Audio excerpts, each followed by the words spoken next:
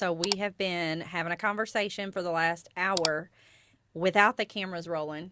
And we just told them, go ahead and roll the cameras because we are in a really good conversation about Yes. friendship. And let me just put it how one of my coaches said this. As you level up, as you move forward in your life, as you shift, whatever, the people that don't match that next season, that shift, they will start to shift away. And we've been talking about reciprocal relationships, and we're not mentioning names. We're just going to keep it casual, but talk about like the heart behind it, which is why are we letting people latch on to us? And it's where it's a give, give, give. And when it's our time to receive, they got nothing. They got nothing. Yeah, across the board. I mean, you mentioned friendship. It can be business acquaintances, Yes. family, Team friendships, members. team members, people who work in our businesses. Because we're not just talking about us here, right? Right. That's usually the place that we come from. But I'll just throw in how we spoke in our very first episode about adult female friendships, and we talked a lot about that. And I personally have had a lot of conversations and comments and feedback from audience listeners and viewers who want to talk more about it. So we're kind of coming at it from a friendship angle. But again, we're not talking about any people in particular from our lives. We're just talking about things that happen when we are leveling up. Right. They've happened to us in the past. Yes. Maybe you've got somebody that this is happening with right now. Maybe it's somebody who's working in your team, working in your business. Maybe you're a leader in ministry and it's even happening. So there's definitely a reciprocate. I actually saw this the other day. Reciprocate or eliminate. Yes.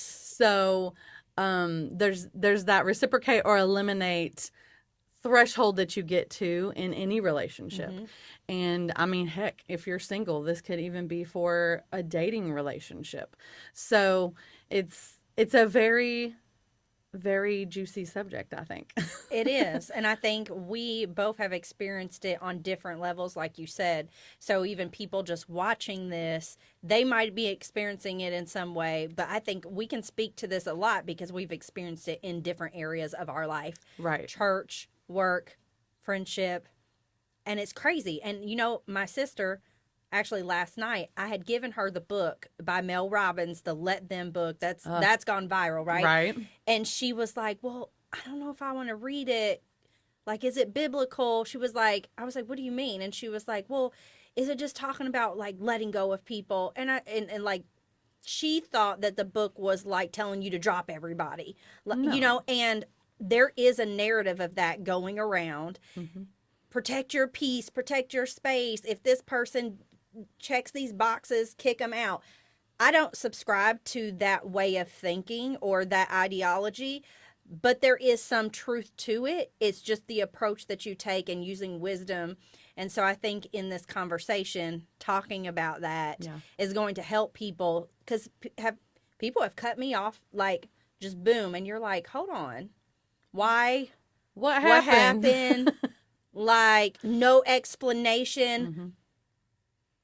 I don't care if they call that protecting their peace, but there's a right way to have a friendship. Don't protect your peace at the casualty of mine. Yeah. Right?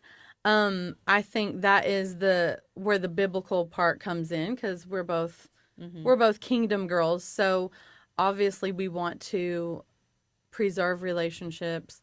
Even if a relationship is toxic or needs to be eliminated, Right. there is a way to do it that doesn't cause hurt, that doesn't cause pain, that doesn't cause, you know, I mentioned dating, and I used to say this, and I've said it to my kids about a breakup. It's called a breakup because, like, there's jagged edges because something gets broken. Right. Ooh. And so be careful who you align with in the first place, because there may be a time where you break away and smooth edges are better, right? So in friendships, in business relationships, all of these different areas that we've mentioned, smooth edges are better.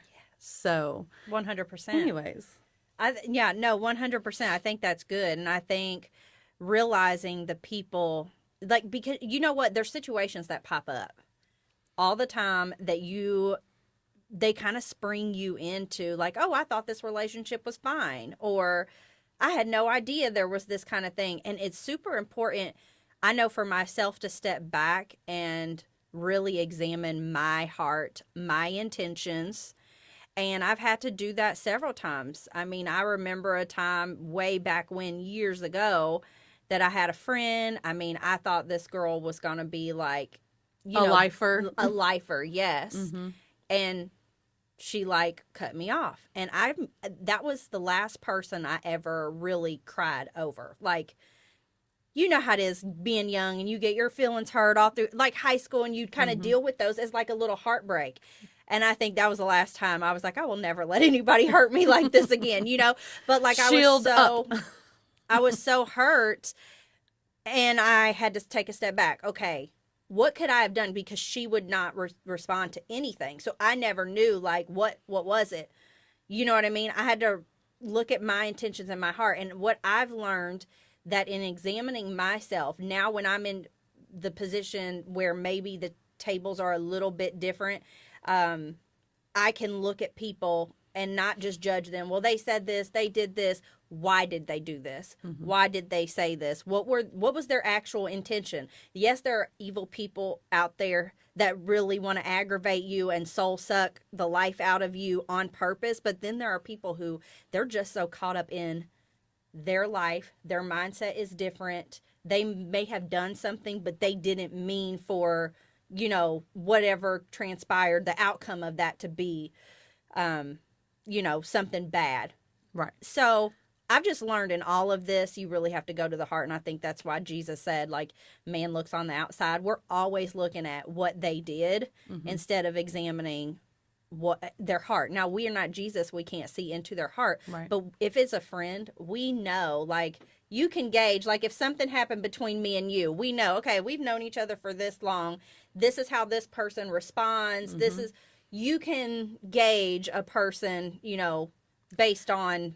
Absolutely. Well, I think that sometimes we interact in relationships based on just what we see, think, and feel. Mm-hmm. And when we put ourselves in the other person's shoes, I can't fully put myself in anybody else's shoes because I'm me, right? And many times you can put yourself in their shoes and see, well, maybe they misinterpreted a situation, or maybe they just had an intention that the result was different than their motive. Mm-hmm.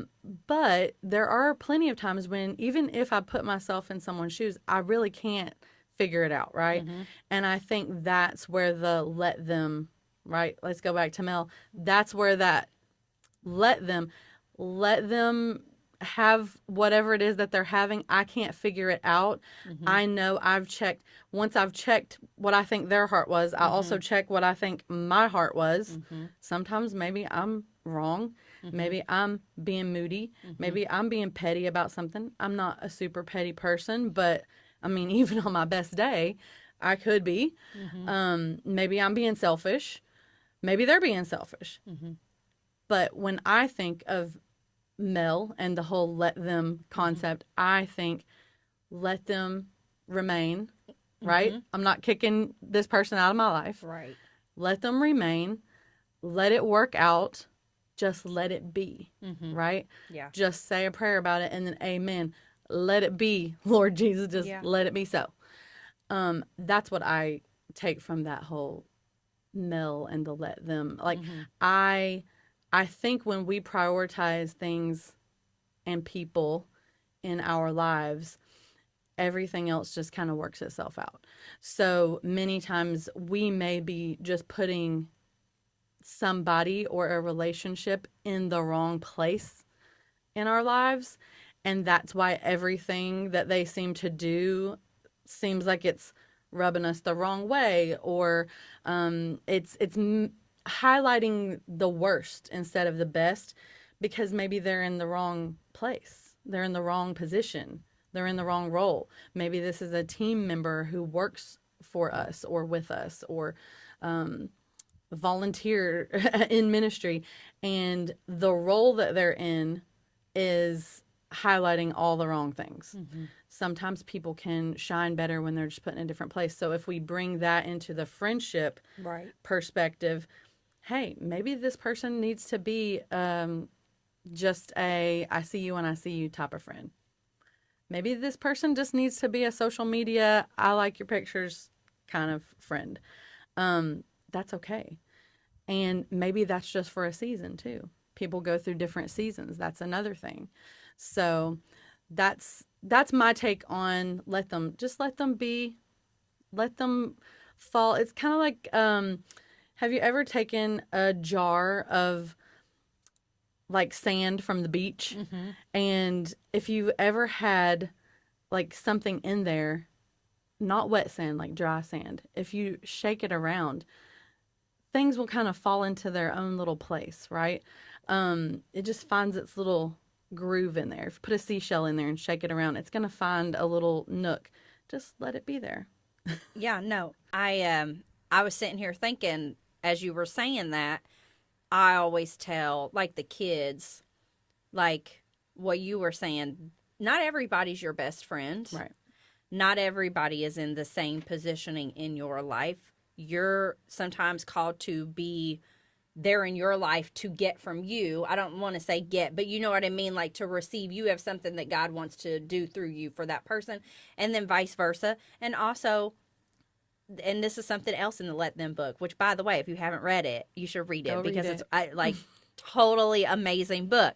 But she talks about in the book, like the energy. She has there's a framework for it, and I can't remember it right now, but it was basically like 3 things to check, like if somebody is like in that, how do I say it? How somebody is in your life or what part of your life they fit into or the season or whatever. And so it basically gives you like a checklist. And I wish to God I could remember it, but it was so good because I was like, this is good. Like people, I think one of them was like matching your energy, like the reciprocation. When you have something exciting to tell somebody, how are they receiving it? I've noticed as an entrepreneur, being successful and making a little bit of money, I have learned in my life who is actually supportive. Yeah. I mean, you will see little remarks being made and little jokes and jabs and distancing and expectation. You start to see those things and then hey, we're not in alignment here, right? Right. And so it doesn't mean, like you said, you've got to just like, hey, we're not friends anymore. Cut them off. It's going to naturally happen. Well, you just take that information as the boss that you are in life. You take that information and you use it accordingly. Like you said earlier when we were talking, I think off recording, that just as well as you notice who is clapping for you and cheering for you, you notice who's not. And that's okay. That's just all that is information. It's information. It's data. We're running businesses here. We need analytics. Yes. We need data. Right. That's all it is. And it doesn't mean that you're going to go make crazy decision based on it. It's just I see that this platform is not giving me what I am looking for, so I'm going to invest a little bit more over here. That's all it is. And it's data. So I think when we take the emotions out of it, it makes things a lot easier. Because listen, at the end of the day, life is hard. This world is a hard, cold place. So sometimes people be acting up. And sometimes we're the ones acting up. Get over it. Like, put people in the place they should be in your life. That's your responsibility. That's not theirs, right? We talk about the best friend thing. Some people, maybe they have someone that they think is their best friend, but that person doesn't feel the same way. Like maybe they're close friends, but they're not that reciprocal, like we are besties for life. And that's okay. We've talked about before how we have different best friends and like kind of like different categories. That's okay too. I think that when we approach any relationship and bring our best to that relationship, and we have appropriate expectations for the other person, those are the best relationships. Whether that is working on a team, being friends, being business acquaintances, serving on a ministry team, you bring your best and you have the right expectations of the people around you and observe data. I love the Zer data because we're putting that in our back pocket and like Data. if we need to refer to this later, I will ask you because we always, as humans, we always tend to focus on who did us wrong, what they did. We're all guilty of it. Is there a time where you were like, I did wrong or I didn't meet even my own standards of how I should have done something or handled something? And I'll answer it too. But I'm just like we said, we were going to be real. Has there ever been a time and you had to go back and apologize or call your own self out? Because people love talking about other people, but people don't love holding themselves accountable. And I want to show the world and whoever's watching this how to do that. How do you do that? Yeah. And has that happened to you? Yeah, it has. Immediately when you asked, I had a situation come to mind. This was from years ago, and a beautiful friend of mine. We hadn't been friends for a super long time, but we were pretty close.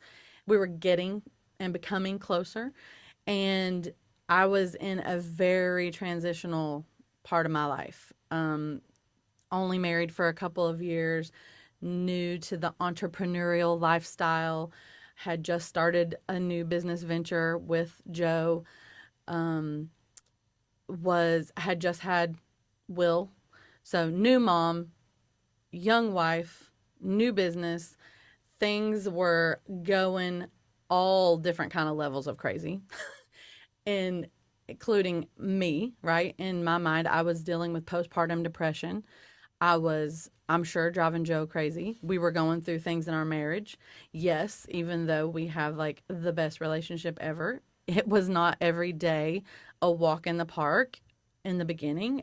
I mean, you have to work at it. And so it was a very transitional time for me just as a woman here. I'm like probably 23 years old. I've got a baby. I'm just not in the best place. Everything was going on some fronts, everything was going great in my life, but on these other terms, it was just a very tumultuous time inside of me. And I didn't have anything to give in friendship at that moment. I really didn't. And I think it's the first time I had ever felt that way in my life because I'm firstborn daughter, firstborn granddaughter on both sides of the family. I'm, Miss Loudmouth, big personality, charismatic. I am friends with everybody. I don't meet a stranger. And for me to be in a friendship with a beautiful person that I literally couldn't even be their friend, I felt like a failure. And I wasn't used to feeling that way because I was the little overachiever. Right. And the only way that I, in that moment, that season, felt that I could even deal with it was just to retreat. Like I completely pulled away. Like I'm talking, not just from this friend, I literally packed my stuff and went to my grandmother's house out of state. I was living in Ohio. I went to Tennessee, back to grandmother's house, me and the baby. And I was like, I just got to figure myself out. And I did not tell my friends. I mean, obviously Joe knew because I was like, I need a minute or a month. Yeah. And I didn't tell anybody what I was doing. I didn't tell anybody what I was going through. I just had this shield up. And in that moment, I felt like that was all I could do to protect my peace, protect myself, get myself stabilized. And I hurt my friend because she wanted to be there for me. She wanted to be my friend through that. She didn't even know how much I was struggling because I didn't tell her.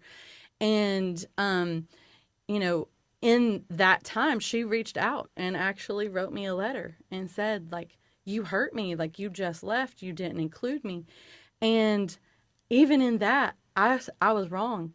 I read that and I thought, here I am. My life is falling apart. And she was worried that I didn't tell her about it. Like, well, that's making it about her. Mm-hmm. And as I healed and looked back on it, I was like, yeah, but I was making it all about me. Mm-hmm. And I was so consumed with what I was going through. I was so consumed with not wanting to feel like I was failing at being a friend that I did the ultimate failure and just stopped communicating. Mm. And so I wrote her a letter. And once I healed and checked myself and realized, and I'm talking about, there was like years in between this. This didn't happen in like a few weeks. I'm talking about several years of maturity and growth that happened in between what I did, her letter, and then my letter later on. And I apologized. And I realized that I was being very selfish. And was I being selfish because I was intending to be? No, I was literally just trying to keep my nose above the water, but it still didn't mean that it wasn't selfish. Right. And I think that's a lot of times we can do things that hurt people that we didn't mean to do. And I think if you're the one doing the hurting, just realize that and own it. Like, hey, I didn't mean to hurt you. That was wrong of me. Just because you didn't mean to do it didn't mean it wasn't wrong. You could do the wrong thing and not mean to. So just own it. Apologize. You know, and sometimes there is a lot of water under the bridge. Maybe it's been years. Maybe things don't go back to the way they were, but they can still be good. And so, yeah, we don't live around each other. We don't live in the same state. We don't have life that overlaps like it did at one time. But everything's good and everything's okay. And we communicated and it's healed and it's beautiful and we love each other. And that is what happens when we can own it, right? And then if you're the one who's being hurt, just realize sometimes people are hurting you because they're hurting and they don't know what to do. They don't know they're hurting you. They are trying to keep their nostrils above water and they can't save the friendship. They can't do anything besides what they're doing. And don't walk around with a wound from that and just put them in God's hands and let God heal them. And that's really all you can do. Don't be wounded by someone else's struggle. And if your struggle hurts somebody, own it. I think that is amazing because who's talking about this? It hurts to own it. Yeah. It hurts to own it. But I want to be right. We all want to be right. Literally. Be wrong.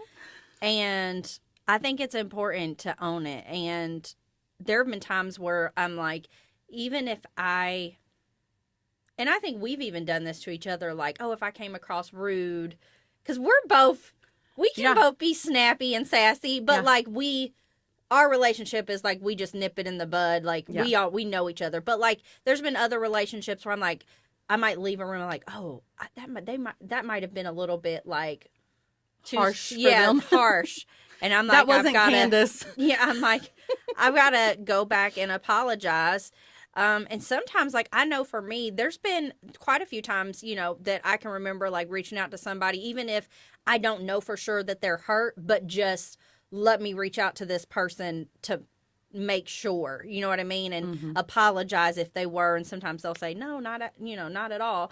But, like, sometimes it is, you get this, like, retreat thing, like, oh, I don't know, are they gonna think I'm weird or am I being too emotional? But at the end of the day, if we own our mistakes and own our part to play in other people's pain, how much freedom?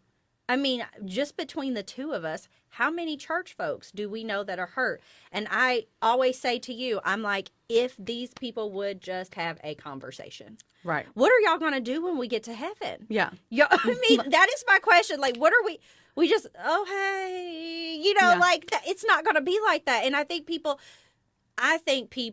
think that heaven is a fix. it is like, oh, we are instantly changed in the twinkling of an eye. We are perfect. Mm-hmm. I'm telling you right now, Jesus said, address it. You know what I mean? Mm-hmm. If you have anything against other people, if they hurt you, if you've hurt, you need to address it. I do not believe that it just goes away. No, I don't believe there's pain and suffering in heaven, but I believe that we need to deal with stuff like that, especially those who are in the Christian faith. But it does bring freedom to own it, even if it wasn't your intention. And I remember one of the first things that my husband said when I met him. He said, at some point, everybody you know is going to let you down, including me. He said that. I was like, we were like 20. Well, we were. I was 22, 23. I was young. And that has always stuck with me because it is true. You could think of even if it's not a deep pain, like they said something that offended me, or they did something huge that just broke my heart. Has my husband let me down? Yes. Have I let him down? Yes. But knowing that and then being like, let's come together, let's talk it out. How do we handle the let happens, right? Oh, yeah. Like that's for me, if I was listening and I'm going through something like this and I've been let down, that would be my question. How do you handle the letdown? Because there are ways to handle it and there's ways to let it turn into a big old nasty festering sore spot. And so I think some things you do just need to let go, right? Like going back to the beginning, just let it go. Yes.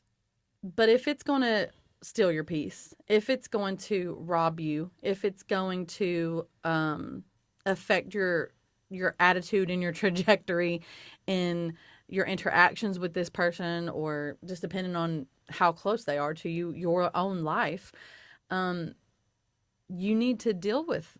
Sometimes you do have to just discuss and say, hey, this, because I think what we can do, especially those of us who have a strong personality and aren't afraid to share how we feel, we can let that turn into bitterness and hatefulness and be very passive aggressive and sarcastic, and none of those things are good for a relationship. Which is more painful, just having a conversation about disappointment and getting it over with, or letting something fester into this very toxic interaction for the rest of your relationship? So that is the question that raised to my mind as you're talking about disappointment. And my answer to that is to speak up and say, hey, this hurt my feelings. That's one of the things that I appreciated about the friend who wrote the letter to me, is that she told me. And I've had other situations like that where maybe I know I have had a lot of these with my sisters, right? Because I'm so comfortable. We're so comfortable with our sisters, and we know they love us, and we just sometimes I let my guard down more, and maybe I do say things a little harsh. They don't all have the same personality as me, and just because we're alike on so many things, or we look alike, I can't take that for granted that they're me. And I've learned that over the years. Well, this sister, this really bothers her. Don't do that to her. But I still do sometimes because I'm a human being.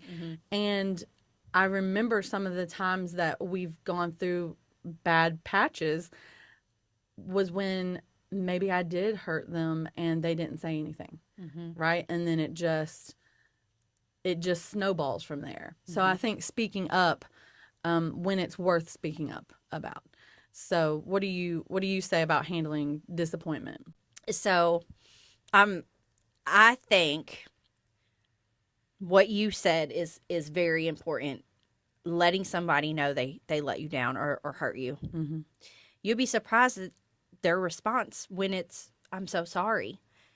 Some people go a lifetime without ever letting someone know that they hurt them. That person has no idea.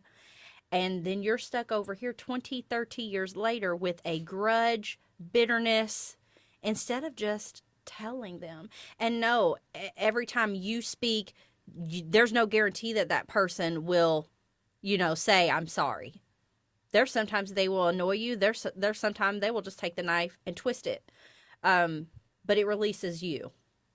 It truly releases you because you said what you felt, and that's important to get out.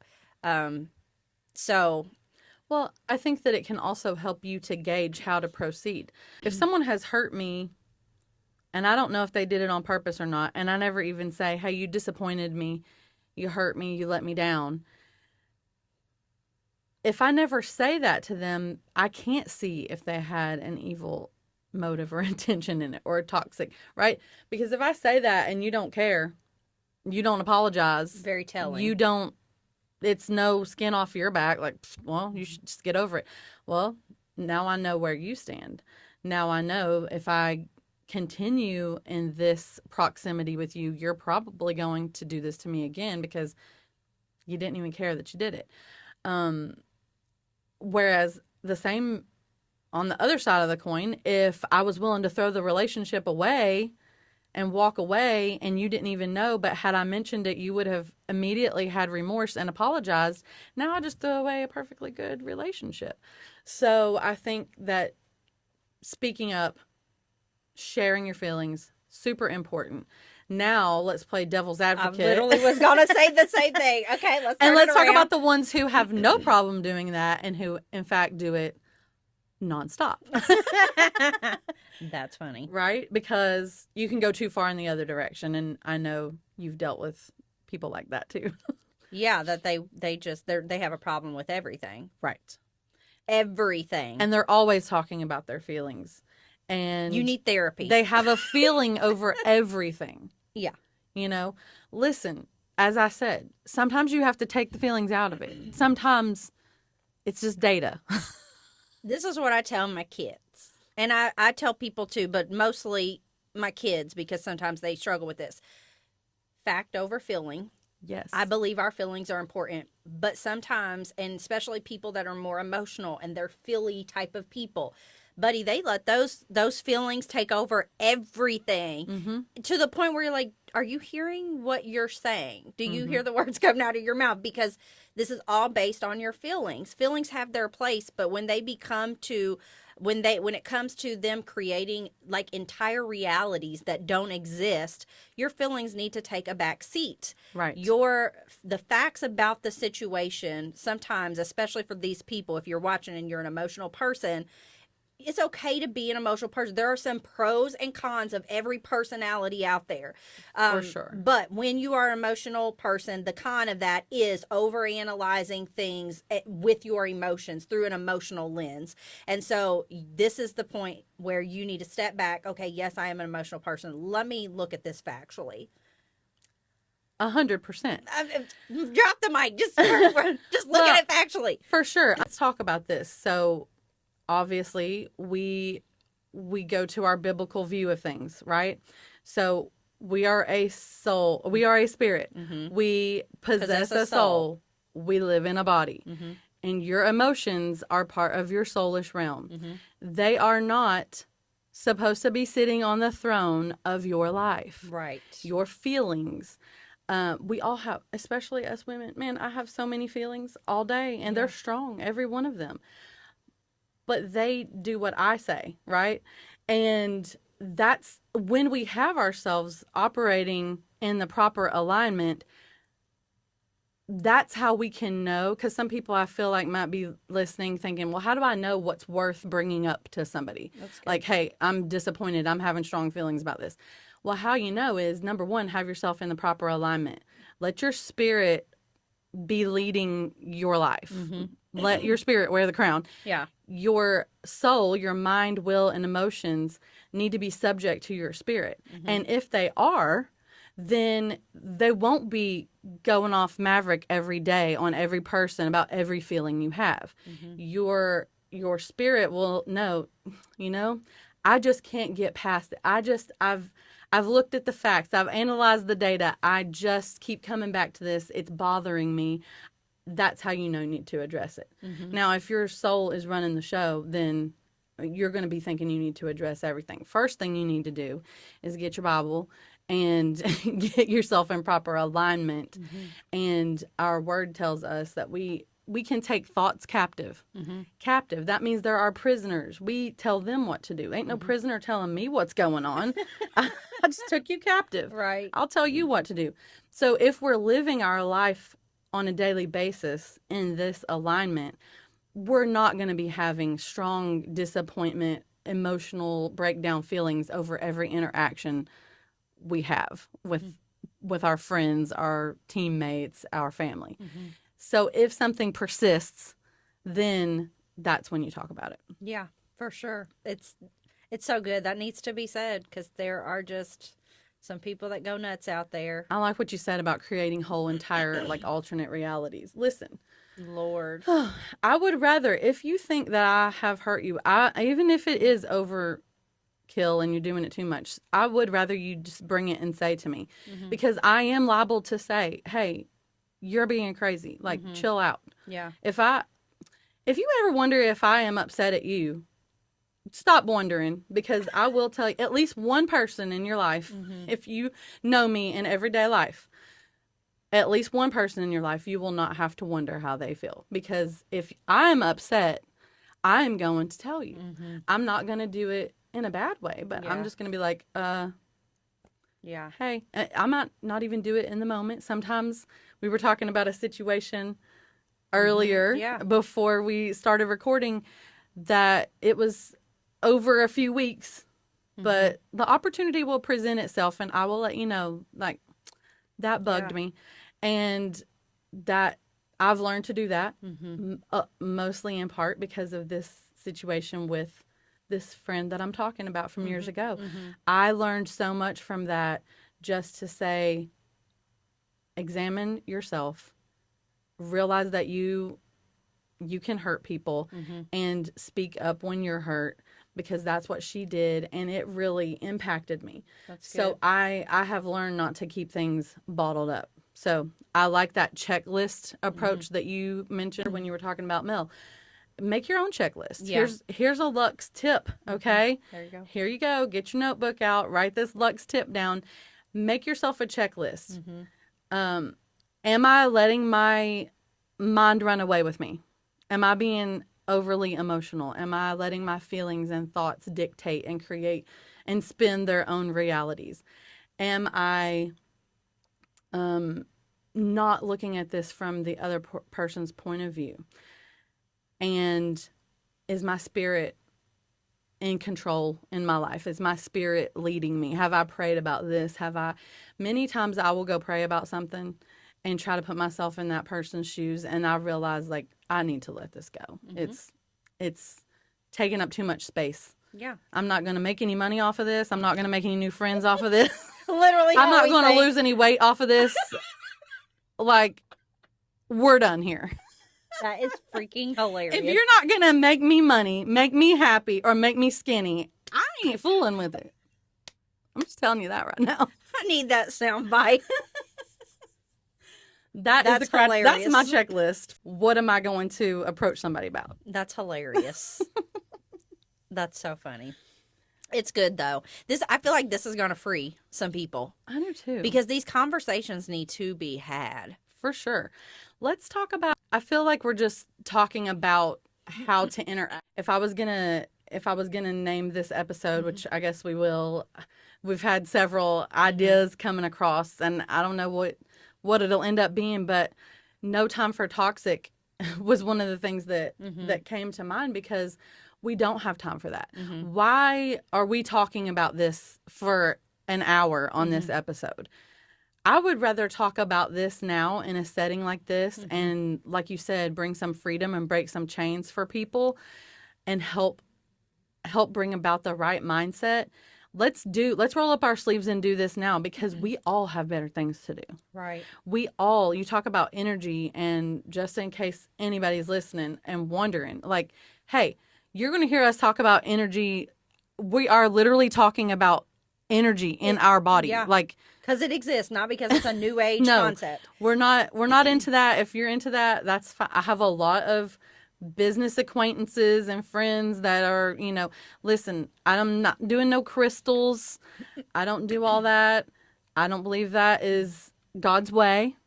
I just want to, I don't know, the word energy came up, so let's just address that. But I'm not judging you for doing it. Just get in God's word, and you're going to figure out not the way. Mm-hmm. But when we're talking about energy, we're talking about an output. Mm-hmm.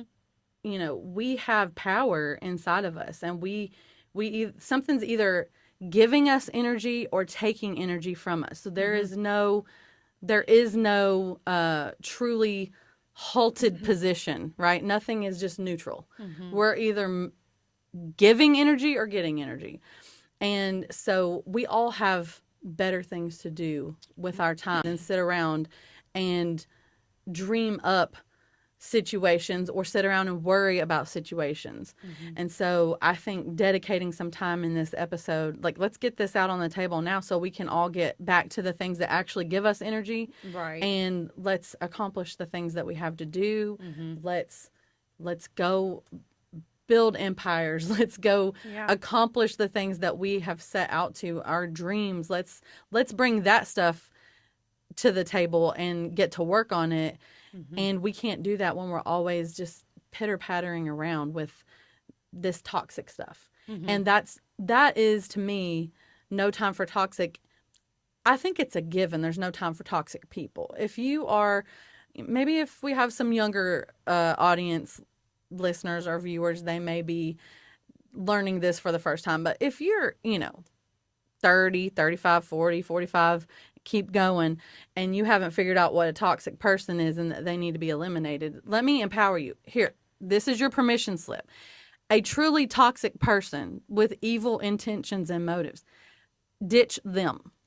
Go ahead, like, delete their contact from your phone. Block them. Okay? Now, if you're younger and you're learning what that means, maybe, don't block somebody because you are having some feelings. Talk to them first.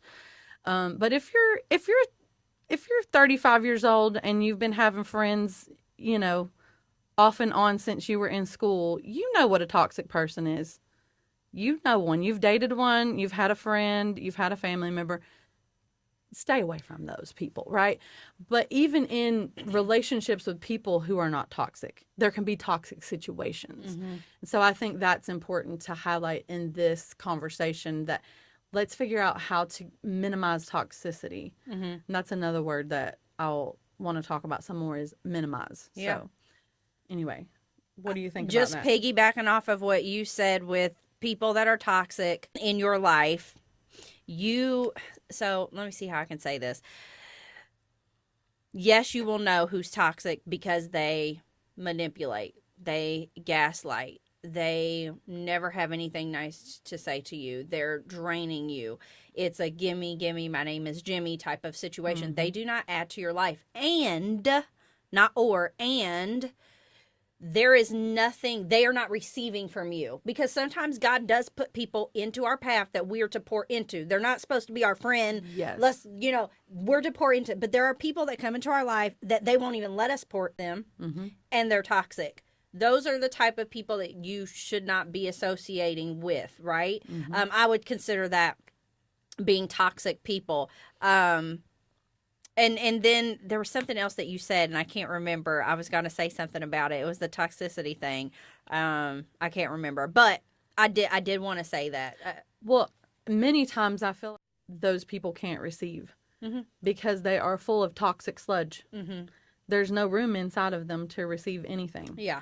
And just in my mind, I'll never forget Ben. It's a Ben story. He loves candy, right, and junk food, and but especially candy.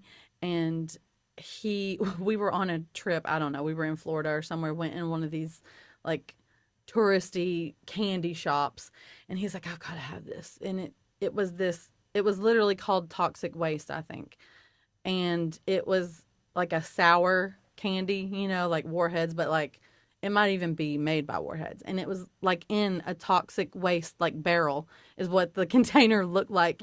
And he eats this candy and his tongue literally started bleeding, by the way. Like, it was horrible. Like, it should be taken off the market. But when you said people can't receive, that God's brought you into their life for them to receive something. And I just immediately thought, in my mind's eye, I saw a toxic waste barrel with like green oozy slime coming out of it. They can't receive a thing because they're so full of toxic sludge, waste, ooey slime, nasty toxicity. Yeah. You can see that a mile away. And so absolutely get those people out, ditch them, eliminate them, remove them, run, whatever you have to do. But I do think it's such an important thing to point out that our adversary wants us to have these toxic interactions, even with other believers, with other, the people in our families, the people in our lives that are supposed to be blessings. He wants to destroy those relationships. So there'll be toxic situations that will occur. And I think knowing the difference and knowing how to handle them is definitely key to success. Yeah. And we've been talking about relationship. I'm thinking of a situation we had at the office however many years ago, 7 years ago, something like that now. I mean, if you have toxic employees, get them out because they will spoil the whole bunch. Walk them out the door. Yeah. Literally walk them out the door. Come with me. Yeah. Because you do not want somebody on your team, like, okay, I'm shifting it for just a second with the business owner. Do it. Because these people, you cannot trust them. I've talked to other entrepreneurs, their employees were stealing from them. They're, poisoning the rest of the team with stuff about you. If you have a team that's talking about you, they are gone. Walk them out the door. And listen, I did a mystery shop the other day. Yes, I still mystery shop to stay relevant, okay? So I did a mystery shop at a apartment shop. I had to go, pretend I'm looking for a new place to live. And the leasing agent is walking me to the apartment. So we're walking across the parking lot. We get right in front of the breezeway. And there's two ladies sitting on their outside little patio of their apartment, just sitting out there. One of the ladies looks at me and she goes, "Don't do it. Don't do it." Oh my God. I was like, oh my gosh, no, this lady is not saying this. The leasing agent completely just ignored her, and we moving right along. We kept walking in, but I'm telling you, I've lost my train of thought. I told that story. Poisoning. Yeah. Yes, thank you. The poisoning. Like, the residents are out here trying to poison, and that's what people on your team will do. They will keep away the people that God's trying to bring. So you've got to get those people off your team. And I know having a team, you get emotionally attached, because at the core of every good person is, you love people. You want to do right by them, but you can't make your decisions for your business based off of your feelings. That's right. And so you have to get rid of those people. Well, we actually have a whole episode on this subject coming up. So I'll say that here's my little hook. Stay tuned for, I think it might actually be our next episode that we're going to talk about this. But I think it's such an important point to bring up in this light too, because here's where the first problem happens in the team setting, that you're friends in the first place, right? Yeah. And that is hard because we do have this, let's get in here, let's do this together. You can be friendly. You can have a good time together. You care about one another. But if you are in leadership, running a business, running a team, even running a ministry, there are levels to that friendliness. Right. And when you are operating in authority, and we've seen this go the other way too, people that abuse this. When you're operating in authority, you have to maintain your authority and your leadership. But also, if you are listening to this and you are running a ministry, you are a pastor, I'm just going to tell you right now, quit acting like your crap don't stink because you're in authority. Okay? That's going the other direction with it. You don't need someone to carry your car key to the car and on a silver platter. Just settle down. Okay? Settle down. Absolutely, we honor people who are in leadership. We honor the ministry gifts of the Lord. And there's a difference in what I'm saying. So I don't want to get in the weeds with it. Give honor where it is due And when you are in authority, maintain your authority without getting a big, giant head. Okay? Yeah. So I just want to clarify that. Right. But back to my original point, when you are a business owner or you're running a team, you're not being chummy with every person on the team, right? Because we get feelings, we get a familiarity. We know familiarity breeds contempt. Right. And so when that happens, it's not a problem until it's a problem, right? When there is an actual toxic person who is using that, they will use that against you. And as long as they're getting their way and getting what they want and having their needs met, there's no problem. Right. Then when the moment they're not, now suddenly they're talking about you. They're having little powwows in the other room, because you were never actually friends, right? You were giving them what they wanted, and it was all under the guise of friendship. Right. So, yeah, we're going to talk a lot more about that, I think, in our next episode. And I can't wait. So I'll save some more of my thoughts so we don't get into the weeds I think too we much. have a lot to say about that. Yeah.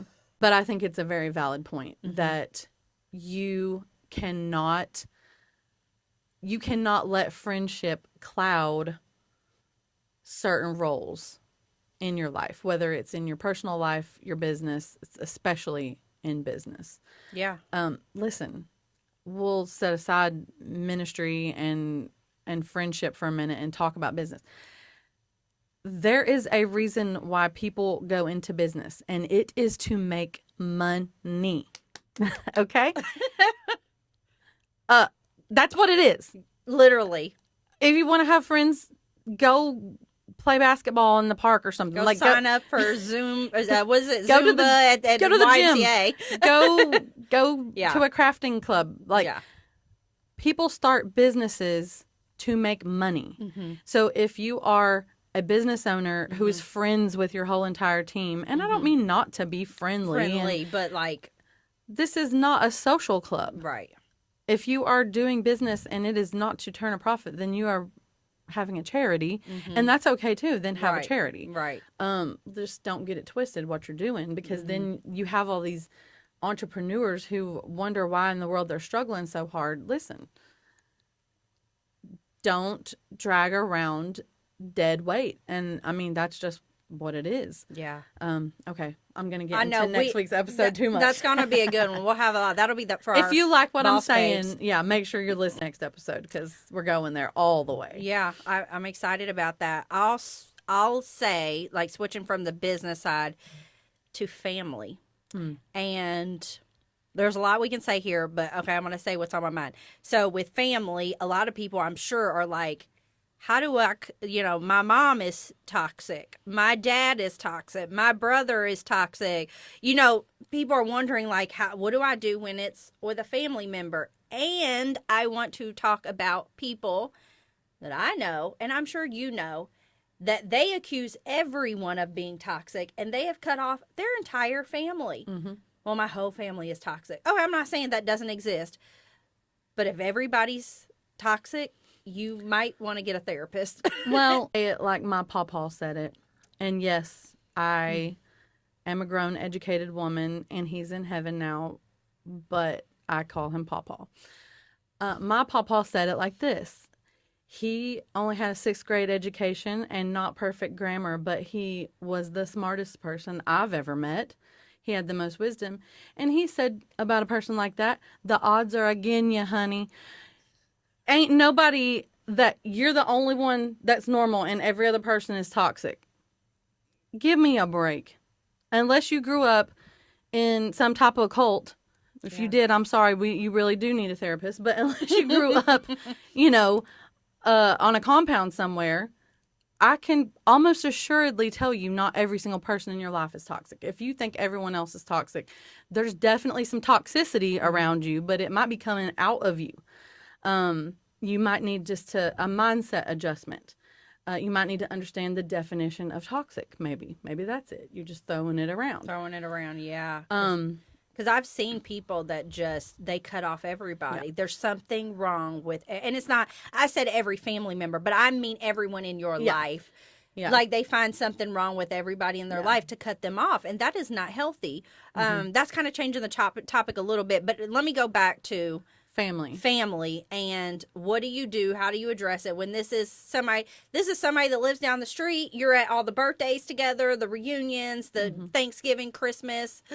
How do you handle that? I mean, and I'm asking you like, I don't know. I mean, every family has but like toxic people or toxic situations. Do you have any words of advice on that? I have a huge family, and I don't really think that I have people in my family who are toxic themselves. But when you have as giant of a family as I have, there's definitely toxic situations.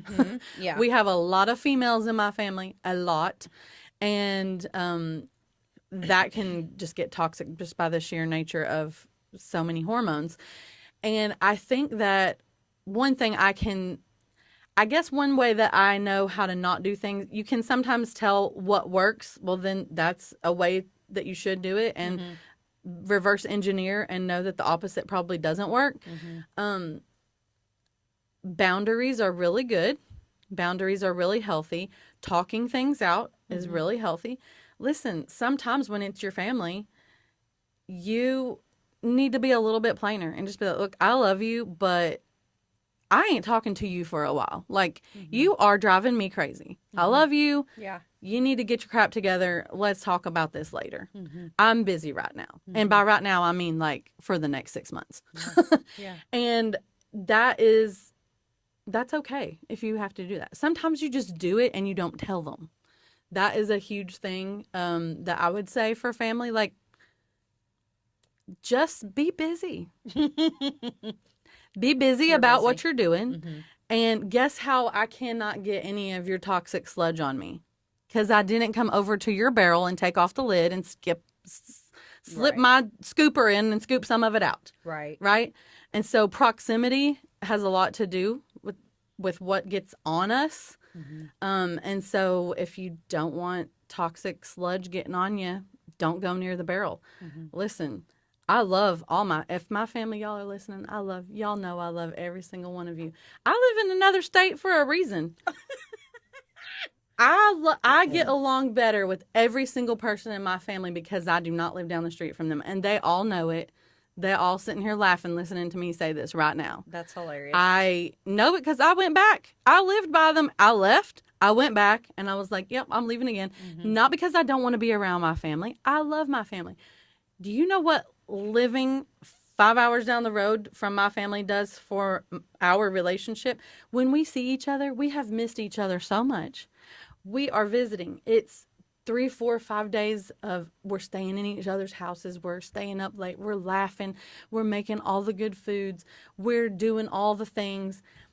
And we are appreciating that time together so much that we have no time to talk about anything negative, right? And so I'm not saying you need to move away from your family. I'm using myself as an example because my family and I joke about it. And we know that because I'm a fixer. So when I live in the middle of it, I'm trying to fix everything. You'd be stressed all day long. Not against your family, no, but like just dealing with everybody's situations because you're a fixer. Yeah, it's me. And so translate that into just whoever's listening and to answer your original question, I feel like just having some space. Sometimes you need to go to the extent of saying, I need some space, like we need a break. Yeah. But I think most of the time when it comes to family, just taking the liberty of putting the space there, get busy, be busy about your life, go get productive, and, don't answer. Joe has this saying, you've heard him say it before, he ignores things. I mean, he just literally goes deaf. Like, if he doesn't want to be in that conversation, he just doesn't. He says, my name's Bennett, and I'm not in it. His name isn't Bennett. It's just stupid saying. But be Bennett. Don't be in it. Like, you don't have to be in that conversation. If somebody sends a delivery of a box full of snakes to your front door, well, if you accept it, take the package, go take it inside of your house, and then complain that you have a box of snakes in your house.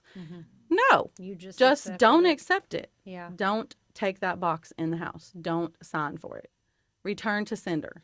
Yes. I think I had to do that the other day. Yeah. So what are your tip? What's your tip about family? I honestly think those were good. Yeah. I live away from my family too, like you do, and right now we've got my sister visiting, and I really think that's a divine thing that's going on there. But we are fixers, and especially if you're a fixer, it doesn't matter if there's like no toxicity in your family, but everybody has needs. Yeah. And I think as fixers, a lot of people come to us for advice, or even maybe they're not coming to you for advice, they're just telling you how their day went, but their day needs some help, and you just automatically are like, can't resist. Well, you should do this. It really drains you. And you have to set boundaries of how much you're going to talk to everybody on the phone, and you know what I mean. Like, you have to set boundaries, and that's healthy, and everyone should have boundaries. And you should have boundaries. Like, make sure you're not venting to everybody every single 100%. day. I mean, who can put up with that? Like, it's draining. It is. But I think you give some really good examples. Go ahead. Well, I was just going to say the talking on the phone is a great thing, and my family and we kind of have fallen into a really nice rhythm and groove with it, especially with me being a business owner that has a lot of plates spinning. When I'm in the car, if I've got to drive, it's phone time. Yeah. Right? So that is a good tip for Same. if I'm not, I don't answer the phone. I send them a text and say, I'll call you later. And they know that I love them and I will call them later. And then follow through and do it. Like, don't be lying. Yeah. My grandma said we used to talk every morning and afternoon on the way in and out from when I worked with y'all. And after I, did, iShop full-time entrepreneur thing, she said, we don't talk like we used to. And I said, well, Grandma, it's because I'm not in the car. There's no more commute. I go, you know what I mean? Like, wake up, I'm in my office, and so that is a good tip for being in the car. When you are, it's a great time to talk to people and catch up with family members and whoever else you need to catch up with. And if you don't have a commute, just find a time that you go for a walk. So you just have to be a little bit more intentional when you don't have a commute. Yeah, for sure. But yeah, this was great. We're going to carry this kind of over into the next conversation and dive into things from a business perspective. So if we have any business owners or anyone really, I would say in leadership, management, ministry, whatever, the next episode is going to be really, really good. It's going to be great. So I'm just so glad as we're wrapping up. I know we dove straight into this and we didn't. I think we gave a couple of Lux tips. But I just am so grateful for all the people who have been listening and following us and giving us reviews and comments and subscribing on, the all podcast the platforms and YouTube and our social media. So thank you to everybody who has done that. And we know that there'll be more who are flowing in and doing that. And sorry, I get so fixated on you, I forget we have cameras all around us. But yeah, we've enjoyed it. So if you haven't done those things yet, then go give us a follow, give us a like, give us a review, and stay tuned on social media because we got lots of fun things coming. Yeah, absolutely. All right, until next time. All right, we got to do it. Oh, Pass there you this go. microphone. Okay, until next time. Keep it Lux.